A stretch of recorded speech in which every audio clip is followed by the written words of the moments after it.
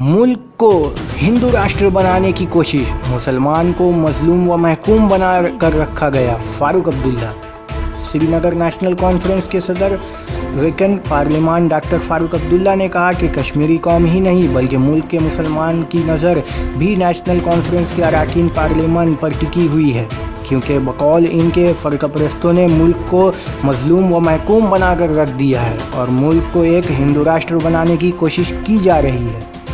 उन्होंने कहा कि मुसलमानों के खिलाफ आए रोज़ ऐसे वाक़यात पेश आ रहे हैं जो मुल्क के सेकुलर किरदार पर बदनाम दाग बन रहे हैं।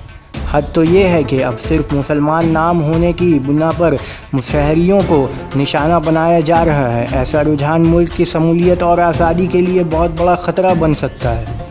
उन्होंने कहा कि नेशनल कॉन्फ्रेंस के अरकान पार्लिमान को जम्मू और कश्मीर समेत मुल्क के तमाम मुसलमान की तर्जुमानी करनी है। फारूक अब्दुल्ला ने इन बातों का इजहार बुध के रोज़ यहाँ सुबह कश्मीर के पार्टी अहदेदारों और कारकुनों के एक गैर मामूली अजलास से खिताब करते हुए किया। अजलास में नायब सदर उमर अब्दुल्ला, जनरल सेक्रेटरी अली मोहम्मद सरगी, Mauvin general secretary doctor Sheikh महफूज कमाल और सूबाई सदर नासिर इस्लाम वानी के अलावा तमाम सीनियर लीडरान, ज़िला सदूर, ब्लॉक सदूर, ख़वातीन और यूथ विंग के अहदेदारान और नौ मुंतखब अरकान पार्लिमान भी मौजूद थे।